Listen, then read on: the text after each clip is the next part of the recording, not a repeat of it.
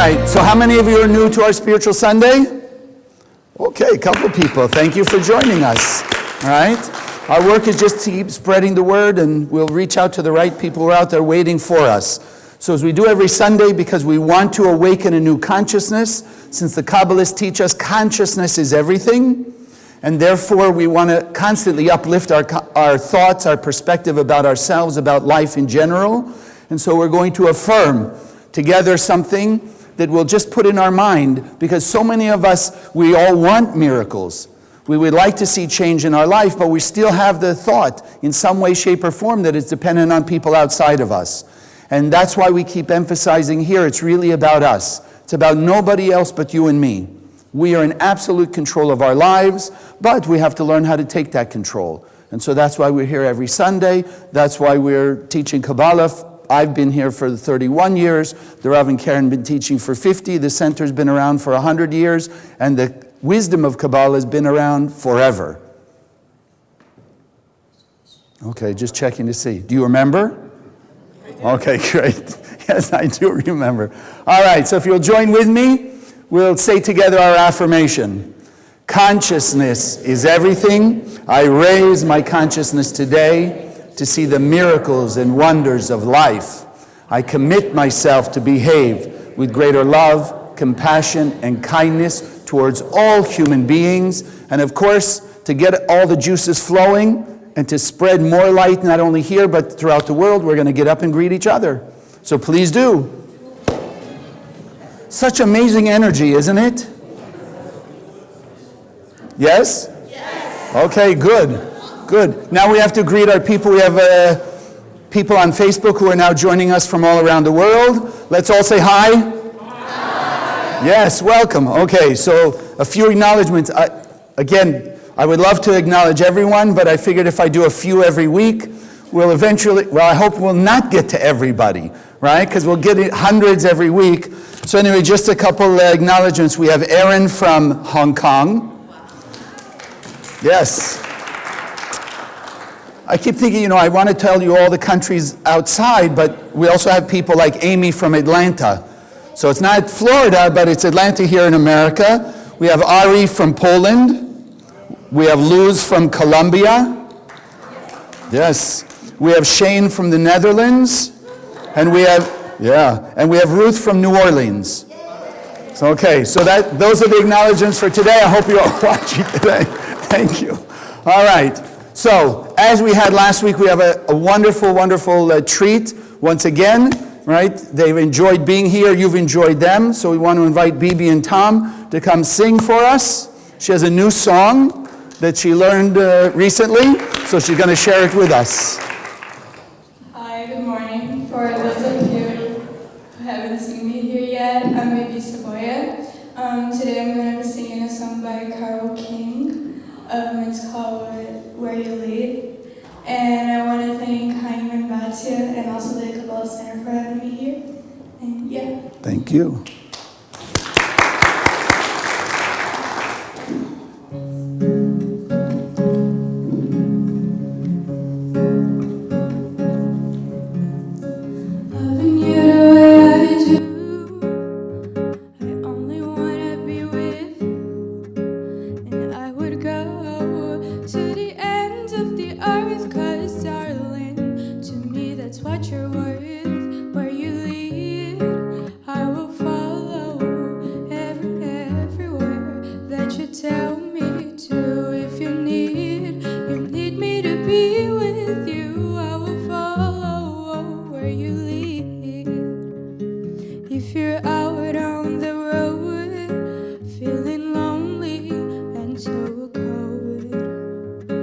All you have to do is call my name and I'll be there.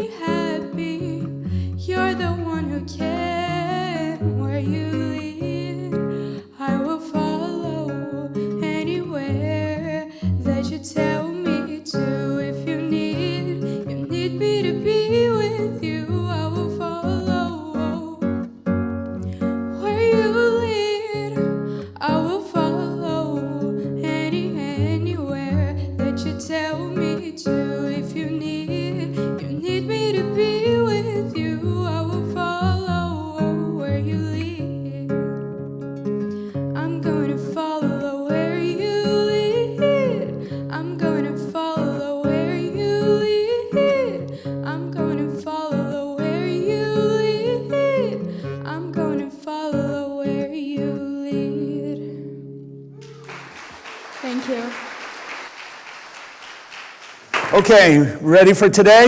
Yes. Are you sure? Yes. Okay, great. How many of you have been on a diet? Now you're not so sure you're ready, right? So let's think about it. In a simple way, people go on diets, and what happens? They go on a diet, they lose a few pounds, and then unfortunately, they go off the diet, and as the typical thing is, you lose 5, gain 6, you lose 6, gain 7, etc. It goes like that. Why? So I remember way back when there was a few fads coming around, and something that was very striking that is leading to today. You can't go on a diet, because a diet by inference, at least as it used to be, refers to something temporary.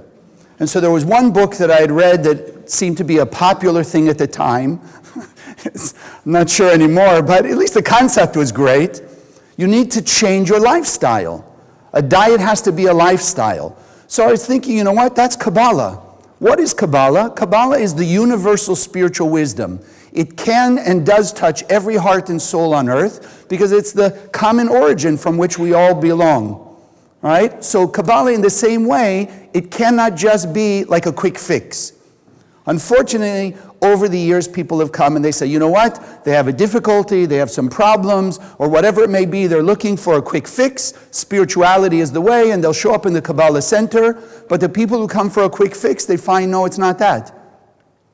What we're here today to speak about is how Kabbalah can be and should be a lifestyle. Because how long do you want that transformation? I mean, think about it. Person went on that diet. They wanted to get rid of those 5 pounds. How long would they like to get rid of those 5 pounds? For a week, 2 weeks, a month? How long? Forever. They're louder out there. How long? Forever, right? So then it has to be a lifestyle. But sometimes people get into these diets that are very short term. They're not healthy in long term. Right? So it works for a short term, they get their immediate result, and then they go back to their old ways. Because it wasn't, as we talk about, it wasn't a shift of consciousness. It was changing something on the outside. So how many of you ever seen a clipboard? Clipboard? Right? They still use them, yes? Even though we have phones and digital this and that? Okay. So when you have a clipboard and you want to put the paper in, what's the first thing you have to do with the clip? See, can you see me? All right? You got to operate the spring against its nature, right? Now, if you want to keep that clipboard, that spring open, what do you have to keep doing? You have to keep holding it open because its nature is to be closed. So as long as you have the strength to hold it open, it'll stay open. But at some point, if it's not a true, as we would call it, a consciousness transformation, at some point it's going to go back. So when people are already deciding they're looking for a quick fix, an easy way out, just immediate gratification, then Kabbalah is not going to work for them. Not in the way they're thinking. Because Kabbalah is about changing all aspects of our life forever and for the better. So if that's what you're looking for, then that's what we're offering. But it also means then the same thing. As much as a person will put effort into their diet for the short-term transformation, we have to be able to continue to put that same effort in over and over and over again. And that's why as we shift our consciousness, it makes it that much easier to apply. It makes that much easier to make the transformation. Because then if our work, as we're grasping it today, is to live Kabbalah, to live this wisdom, then where do you live it? Only when you're here on Sunday? Only when you go to work? Only when you're driving in the street? Only when with your family? No, this wisdom is about our soul. It's spiritual wisdom to make manifest all the blessing the Creator gave us. So our work is to apply it everywhere. No limitations in every part of our life. Now, here comes part of the key. In the endless, how many of us were there? One. One infinite soul. In this world, how many people do we see?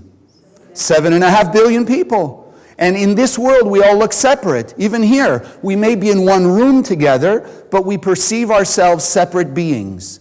So now we're coming to this Kabbalistic wisdom of understanding, wait a second. In the endless, we were one. So it's like a jigsaw puzzle. We all fit together perfectly into one harmonious unity. In this world, we seem to be fragmented, all the 7.5 billion separate pieces. So then Kabbalah is simply about putting all the pieces back together. Our work in this world is just put the pieces back together. And how do we do that? Through the light in our soul. Because what united us in the endless world? Light, the light of the Creator.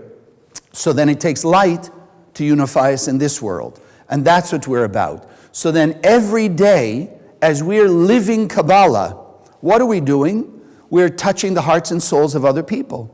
Because to live Kabbalah means to extend our life. And if we keep in mind the idea of law of cause and effect, attraction, like attracts like, etc., then the more we live and apply Kabbalah in our life, the more we're activating that light to be awakened in other people. So I have a story just happened, so of course I have to share. People are already telling me, I'm going to send you this story and I expect to hear it some Spiritual Sunday soon. I said, well, what else am I going to do with my stories? So this one woman is telling me she had a very acrimonious divorce quite a number of years ago. Her ex had addiction issues and other issues, whatever. So of course, the mother-in-law, the ex-mother-in-law, sided with the son. Right? So there was a lot of blockage between the daughter-in-law and the mother-in-law.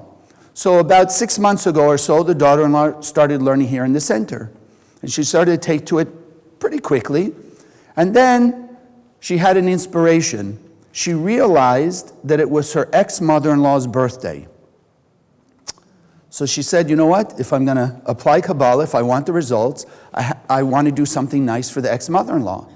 So even though her ex-husband lives with the mother-in-law, she picked herself up, she bought some flowers, and she went to the house. Knocked on the door, and the woman answered the door, and she presented her with the flowers and a big smile with birthday wishes. So she says the first thing the woman did was break down crying.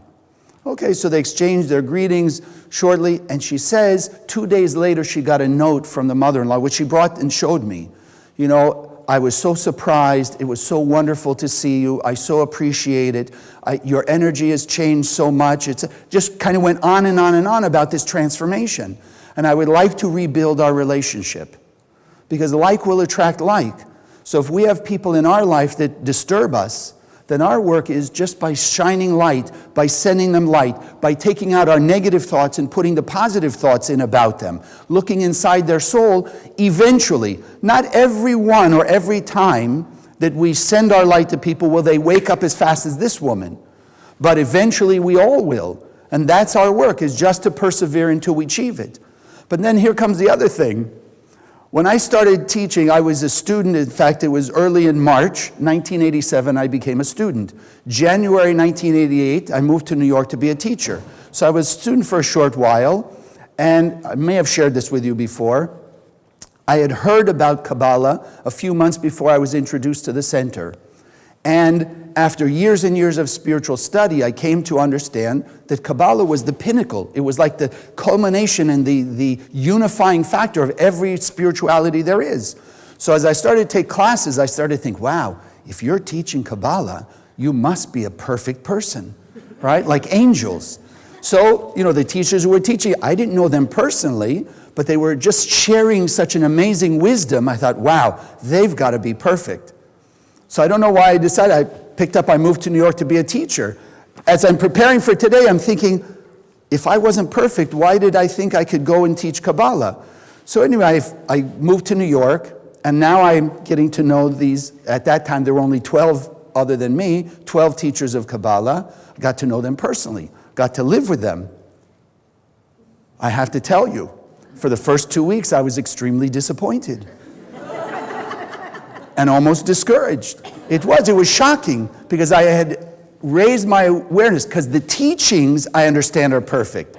But I thought originally these had to be perfect people who were teaching, and then I found out no, they had the same thing like me. A little fear, a little ego, a little anxiety, judgments, whatever, insecurities, etc. So then I'm thinking to myself, well, how am I going to teach this? And then I started to think, and this is the way the mind works with the help of that opponent. So what we have to do is, we have to teach in a way that do as I say, but not as I do. You ever heard that? So when you hear that, you say, oh no, that's not a good, what do you mean do as I say? That's how, for some of us, that's how our parents were. Yeah, I see the heads going already. You have no idea how many people shaking their heads here on Facebook. Yeah, you know, the parent, you got to do this, you got to do this. Yeah, but what about you? Right? Oh, no. I'm the mom, I'm the dad, right? So then I'm thinking, can you do that Kabbalistically? Right? Do as I say and not as I do. Doesn't sound like a good example. So then we go back to that idea. What image are we created in? Yes, you can answer this. Whose image are we created in? God, right? We're in the image and likeness of the Creator. We Kabbalistically know the Creator's absolute perfection and only good and only love, despite what other people may have told us or taught us or what have you, but we know it's only the light, it's only perfection. And if we are created in that perfection, then we also have to be perfect. Our true supernal self, our true inner being, is also perfect. But on a human aspect, because we are in the human body, my humanness is not perfect. So now what do? How am I going to teach people, share with people, set an example for people if I'm not perfect? If we still have some of that anxiety or fear or hurt or resentment or whatever it may be, how can we share with other people? So what the Kabbalists teach us is, fake it till you make it. But 1 second, because now you're going, wait a second. That's almost the same as do as I say, not as I do. What do you mean fake it till you make it? No. The key is to understand, what did we affirm? Consciousness is everything. So then our consciousness is not to be fake. Right? That's the difference. It's not, okay, I'm just going to pretend like I'm perfect. Like you see some people, they walk around, like they're so holy, yes. Like nothing bothers them, etc., until you meet them personally, and then you find out there's a lot goes on. But out front, they make a show. No, here, the fake it till you make it is draw on your supernal self. Realize that we have perfection inside of us, and our job is to make an effort to constantly express more and more of that perfection. So then it's not faking it. If your thought, your true consciousness, and this is where you can fake it to other people, but you can't fake it between you and the Creator. So our consciousness needs to be, yes, if I'm sending people light, is there any such thing as fake light?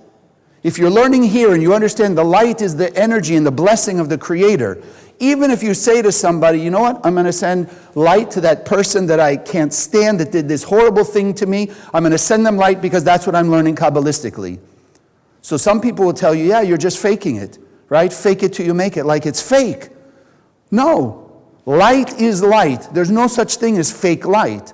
So if you have the consciousness, I want to send this person light because I know it's good for me to live more Kabbalistically, and it's eventually good for them too, because I'm sending them light instead of my resentment. I'm sending them light instead of my anger. So I'm also reducing the negativity on them. And the beauty of that is, if I reduce negativity in other people who are negative, then what's going to be drawn out from them? Like this woman's mother-in-law. You'll draw out the good. Because as much as our opponent wants to tell us, no, that bad person is just bad. They have no good. So at least remember the saying.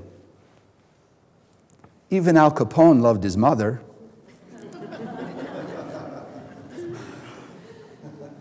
There's got to be good in one way or another in everybody that we may not have seen. Maybe. Okay. Okay, so they love their father, not their mother. All right, what can I say? All right? But that's the idea. We want to influence our life, because remember, what comes out of us is what comes back to us. So if we, even after years, are still unconsciously emanating resentment or hurt or anger towards these people, then unconsciously, what is our environment filled with? Our own personal environment. That resentment, the anger, the guilt, the shame, whatever it is. So even from that point of view, we want to change ourselves because our environment will be different. The beauty of the system is you cannot change your environment unless you're helping to change the environment around you. How can you exude more light even to your own family and friends and not understand that some of that light also, because it's the infinite light of the Creator, shines out on other people around the world? So the fake it till you make it doesn't mean, number one, it's fake light, because light is light. What it also helps us to understand, yes, right now may be our first step in healing from our point of view, even if I'll never talk to that person again. But it heals me by sending them light, wishing them well, sending them forgiveness, etc. Because I put myself in that environment. I change my environment. And it's the first step in my growth to be more and more of my 100%. That's what we've got to keep in mind. And then automatically, I'm exuding it to other people. So my job is not to focus on when they will change. Because if I'm focused on somebody else changing, then where am I not focused? On my own change.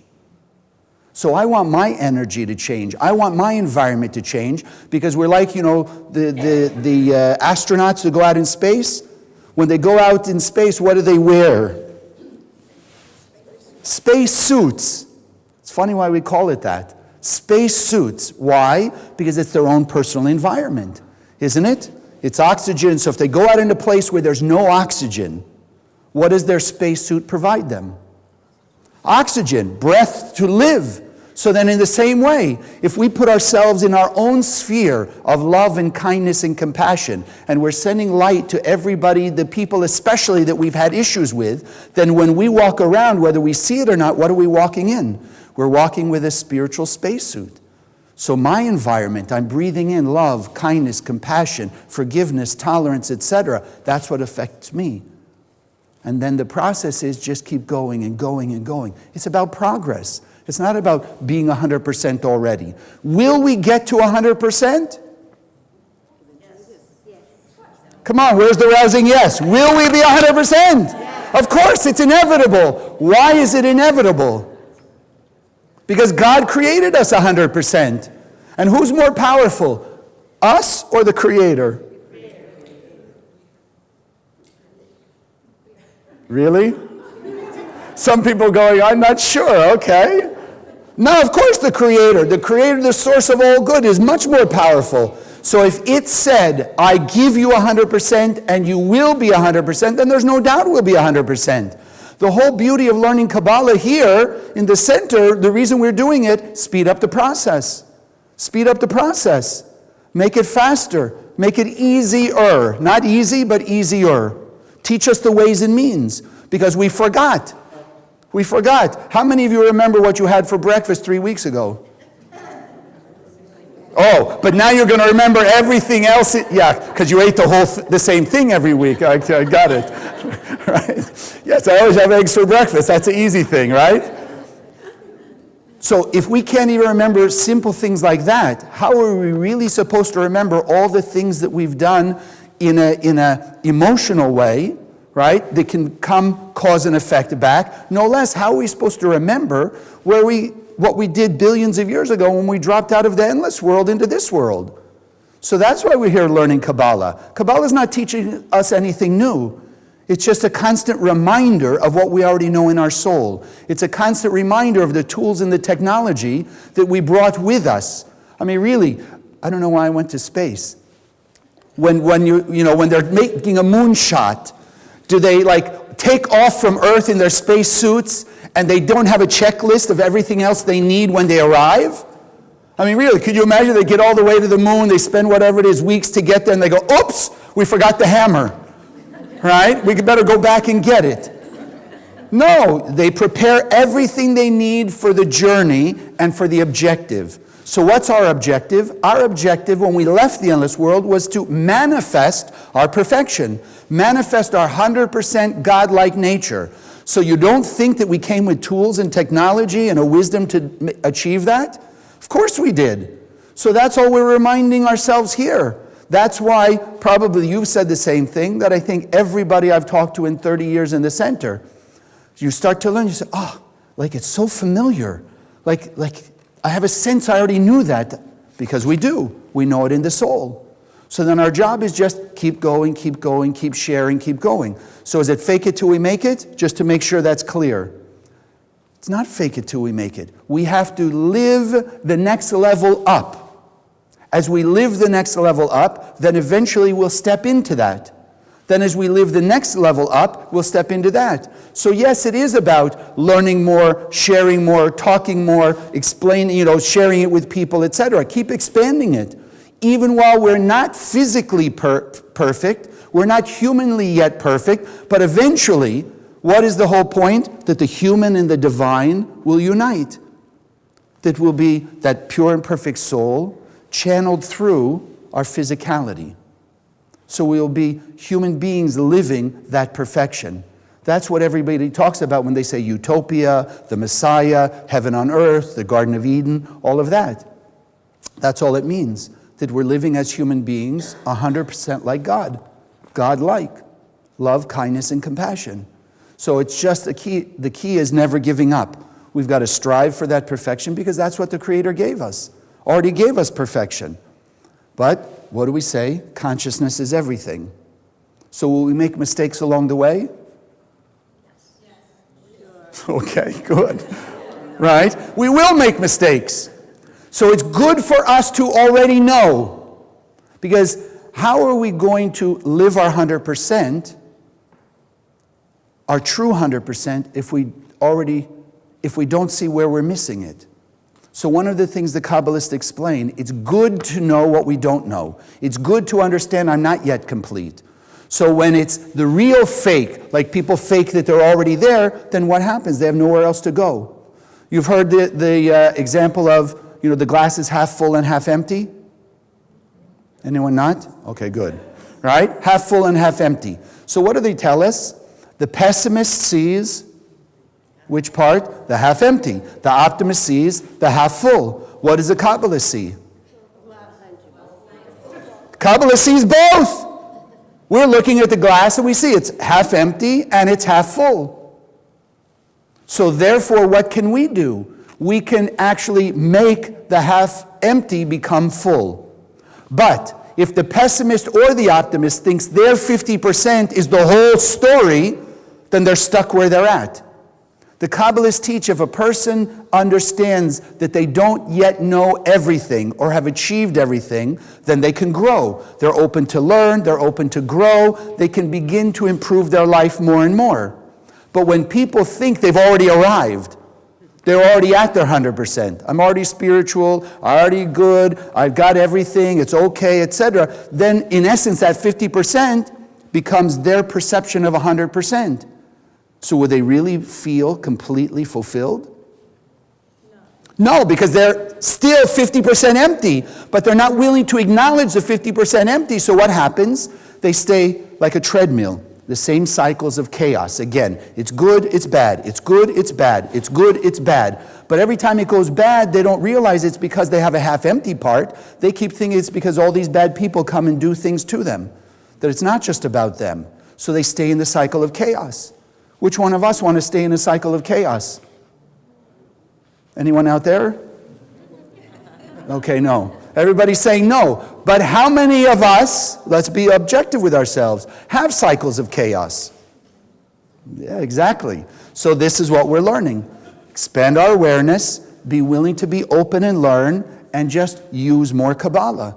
We will continue to grow. But it's, again, consciousness is everything. Right? It's like a marathon. Anyone here ever run 26 miles? No, me either.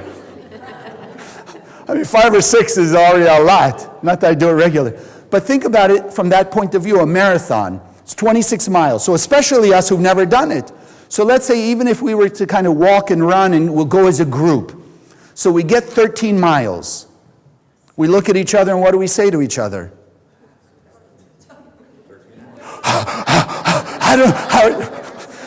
No, 13 miles. We still have 13 more to go. What are we going to focus on? What we have more to go or how far we've come? Look at us. None of us did a marathon. At least you weren't willing to raise your hand. So 13 miles already achievement. Pat ourselves on the back. Way to go. But are we at the finish line yet?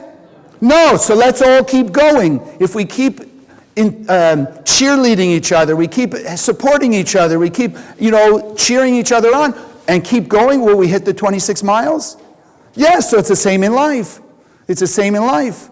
But our consciousness has to be there.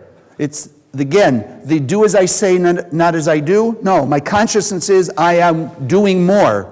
To fake it till I make it? No, my consciousness is, and my objective is to be that 100%, to manifest it, so I do more. But we also have to see the big picture. So I had another recent experience. We're preparing for, as many of you know, the full moon is coming up, what they call freedom from chaos, Passover, etc. So we're preparing. So in the preparation, unfortunately, I set off one of the water sprinklers. Yes. So my first thought is, oh no. Yes, and I did say that. I heard that, right? What did your wife say? She wasn't here. So the sprinkler goes off, and I'm like, oh, you know, so it's spraying water all over. What I just cleaned and fixed now is all filthy and dirty. We got to run and do this whole thing. So I'm thinking, okay. So at first, I'm beating myself up, and then I stop and I say, wait a second. What am I doing? My consciousness is to prepare for everybody. Freedom from chaos, freedom from our bondage, removing my negativity, and this happens. So I remember from the Rav and Karen, they always say, consciousness is everything, and where your intent is, that's what eventually will happen. So I couldn't see it. All I saw was the mess that had to be cleaned up, the fire department coming to check everything out, and then 2 days later, right, I see what happened. And now another thing that I did while the sprinkler was going off, I shut off the gas. I thought it was a water valve, I shut off the gas. So the next day, I'm going to take a shower here, and the water's ice cold. And I'm wondering, oh my God, what happened now, right? So then I find out, then the building manager asked me, Chaim, did you turn off the gas, right, in the whole mess? And then I realized what I thought was the water was the gas, and I didn't go back to it. So, of course, now there's cold shower. So then they go to turn the hot water back on, and what happens? Pipe bursts. Yeah, now think how big I feel. Woo, like this.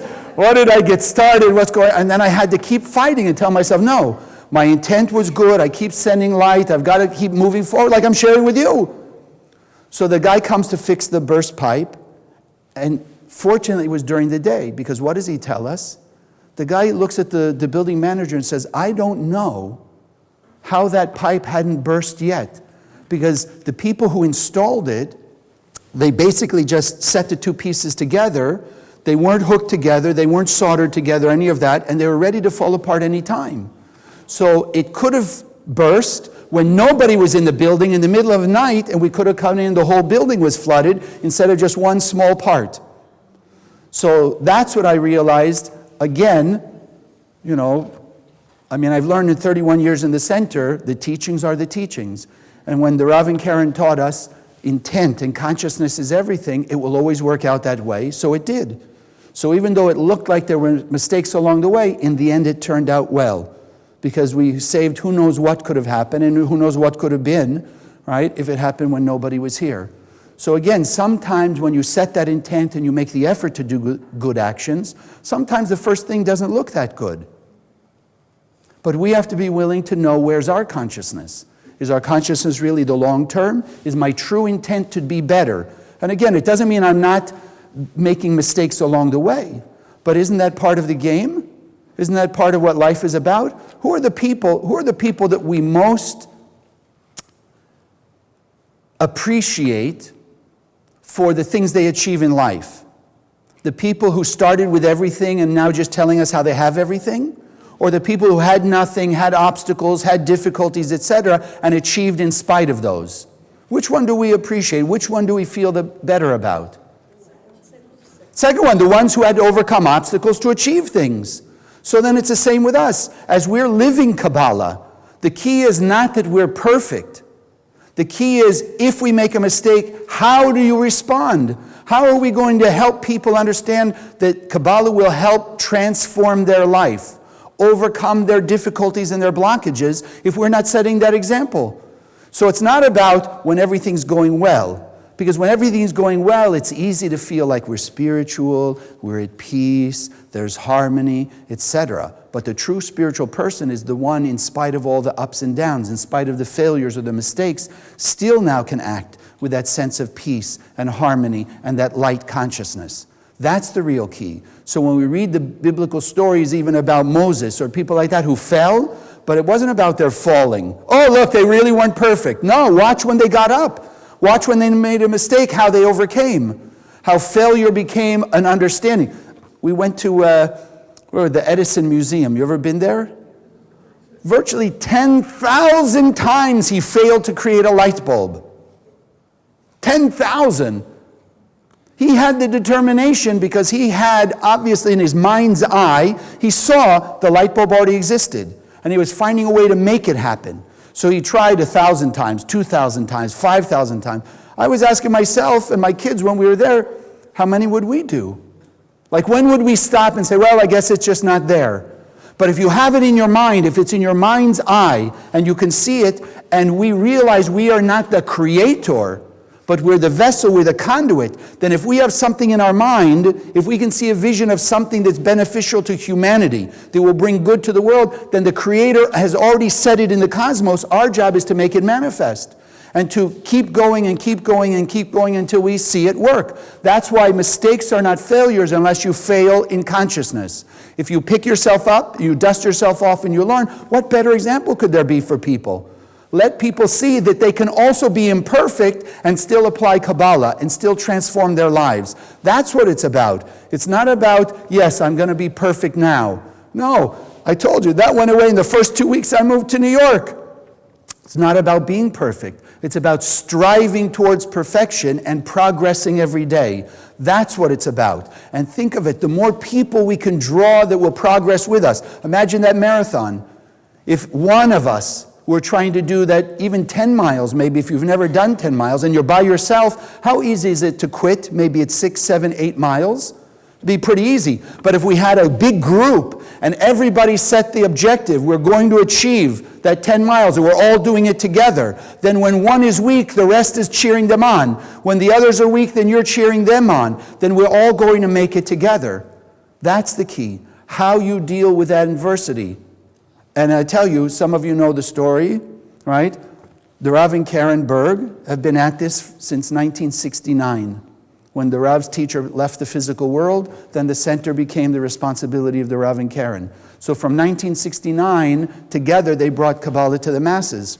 From about 300 people in the world to millions of people learning. Right? Look at all the people on the internet now, from all over the world. I could have never fathomed that. Was it an objective in our mind? Yes. Was it a concept, an intellectual concept when I started? Yes. We're going to reach the whole world. But I didn't really feel it. It wasn't really a part of me. Now I'm shocked. Every time people write me from all over the world, yes, we see you on Sunday. Our friends told us about it, etc., etc. And like I said, Netherlands and Germany and all over the place, they're out there. So we are having an impact. In 2004, the Rav had a stroke. Right? But you had the choice again. You see the stroke or you saw the miracle. That within 24 hours, with half the brain gone to mush, the Rav was walking, talking, and coherent. Miracle. The advertisement, if you will. The example of how Kabbalah works. In 24 hours. Okay, so the Rav continued on. Still teaching, still talking, still dealing with students, whatever. The year 2013, the Rav left the physical world. At that point, I'm watching Karen. Because imagine, 50 years or whatever, it was 40 some odd years together, changing the planet, going against all the mainstream people who were naysaying the center and this and this and this, and now she's by herself. So I have to tell you, I saw Karen shake, right? Like, it shook her, right? Her partner, her husband, left the physical world.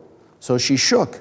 But the example for me was not that she shook. It was like the Rav. When the Rav had the stroke, it didn't stop him. He still continued on the way till his last breath in the physical world.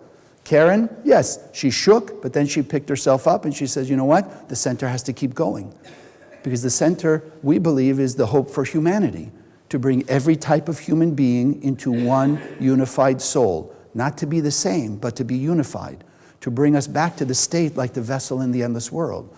So to watch Karen pick up and keep going, and now since 2013, I mean, we're all here because of that, and still outreaching as a spiritual ambassador to world leaders, to spiritual leaders, to teach them like we're talking about here, just to exude the energy of Kabbalah to the masses, to bring unity among all the different types of people, different types of religions and spirituality, and bring them into one.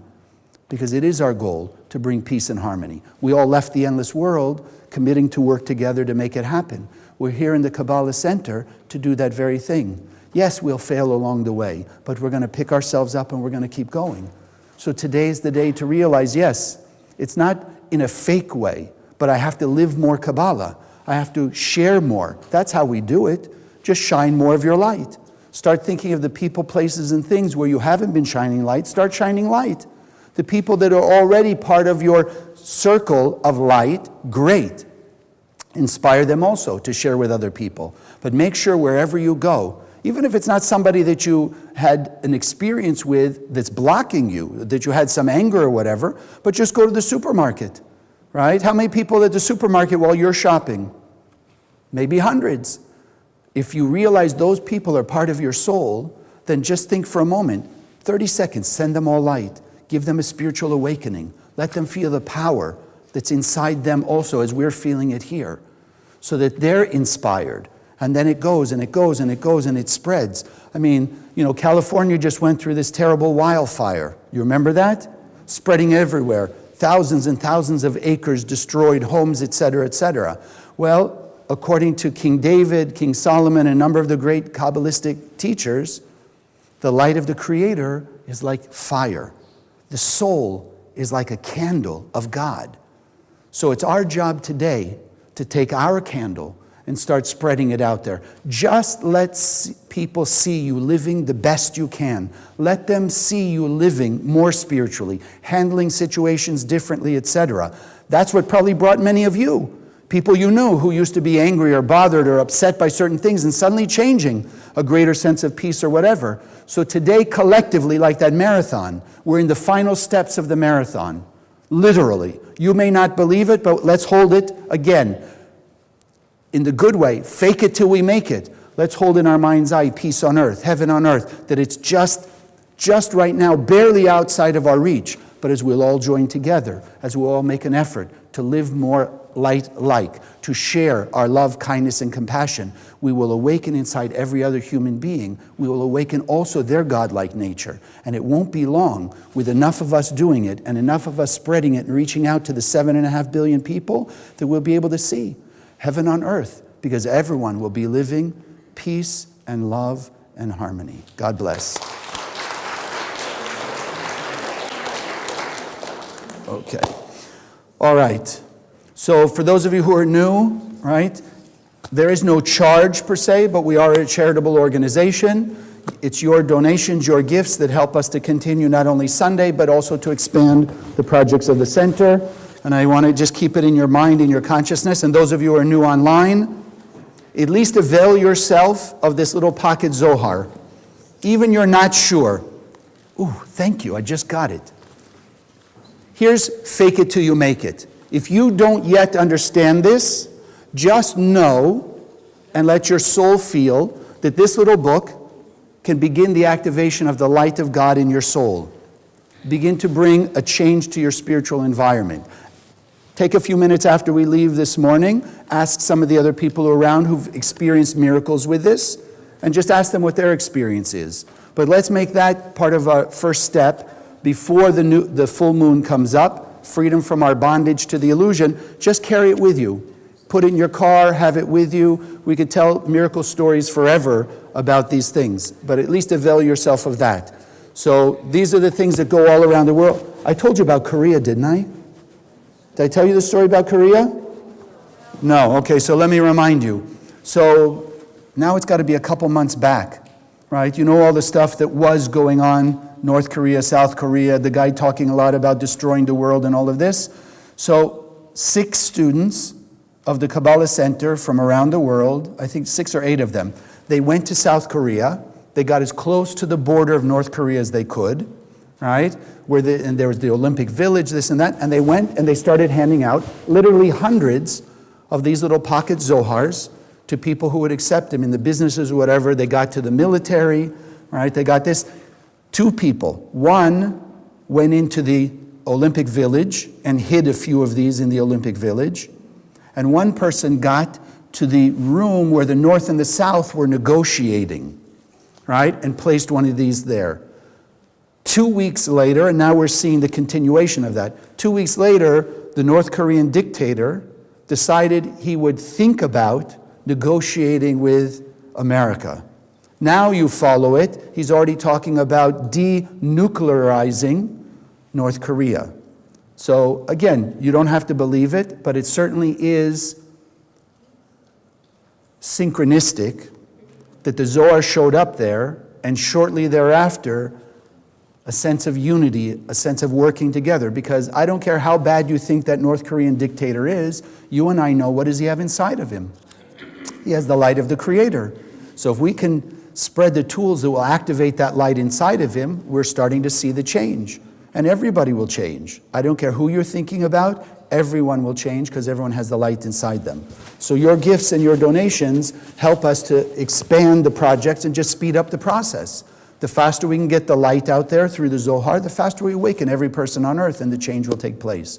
So that's why we always take this moment just to put our energy, our love, and our blessing into the offering. Those of you who are online, you can go to the website where you're seeing this streaming, and you can make your donation online also. But join us for the blessing.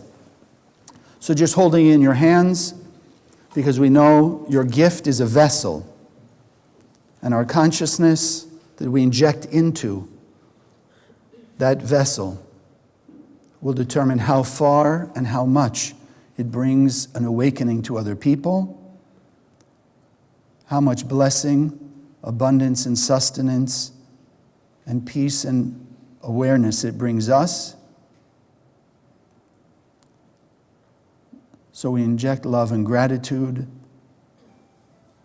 We set our consciousness that it will reach out and touch every human being on earth, awakening them to the realization that heaven on earth is not only a possibility, it already exists, and each one of us play a part to make it happen.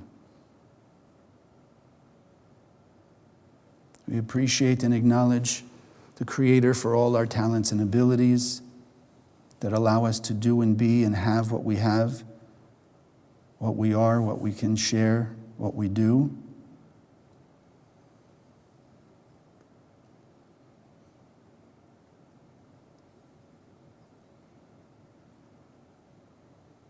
And we're just sending it out with our love, our gratitude, knowing that it grows as we spread light around the world, that it brings good to others, and it will come back to us many, many, many-fold, so we continue to grow and to share.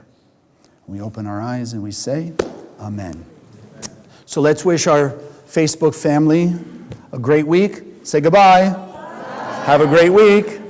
Please keep writing in and sending your stories so we can keep sharing them here. Okay, so now we have our meditation. For those of you who are not familiar, what you do see in front of you are 3 Aramaic or Hebrew letters. They channel the light of the Creator. They draw from the endless world. So in this case, as you see, it's walk the talk, which is basically what we spoke about today. All right? Continue to walk. And it's nice, now that I'm thinking about it, walk the talk means, are you standing still? No. Walking is walking, right? So like we said, it's progress.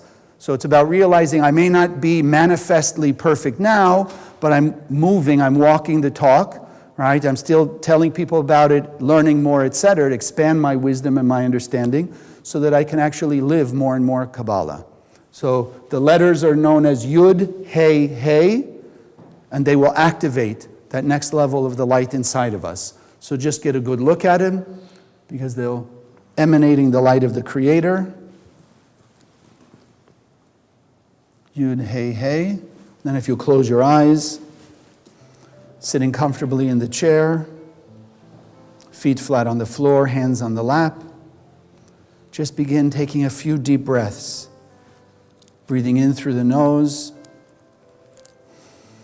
Hold the breath for a moment and exhale through the mouth. Just becoming more and more conscious of the circulation of the light of the Creator.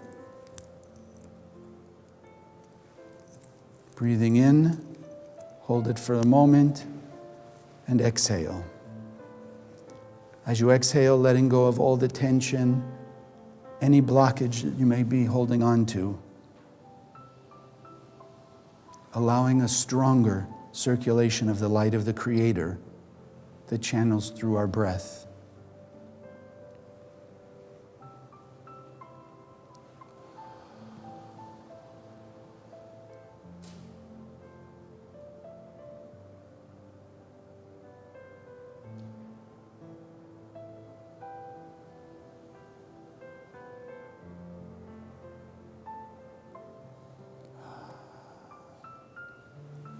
Notice that greater sense of peace and serenity that's already beginning to take hold of you.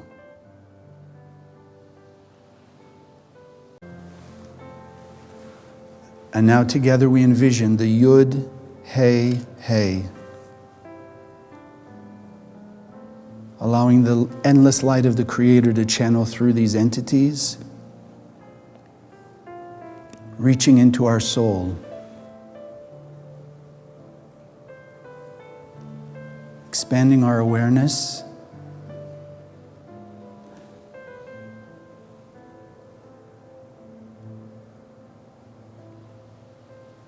Yud Hey Hey, getting a clearer vision of our true, perfect light beingness.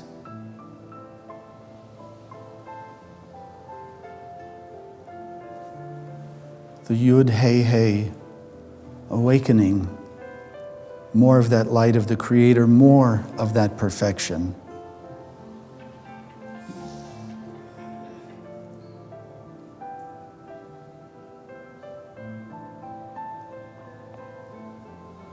Supporting us to walk faster on our path towards our 100%.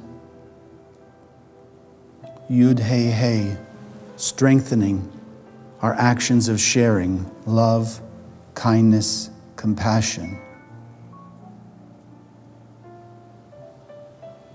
Creating a stronger environment of the light around us and sending that light, that awakening, to walk the walk to every human being on earth. One, they begin to remember that they are pure and perfect beings of light. To remember that the Creator's light is their true source of fulfillment. And that as we are expressing a higher level of our true nature, we draw from them also to express their higher nature.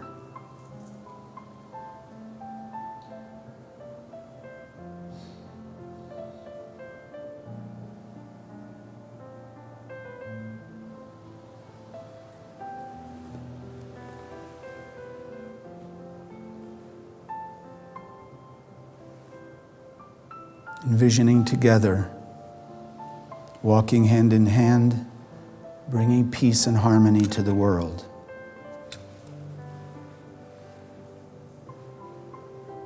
Holding in our mind's eye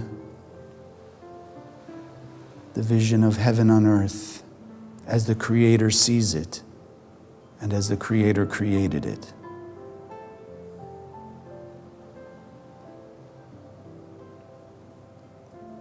Let's take a few moments to hold that vision, causing it to be more and more solid for each of us and for the world.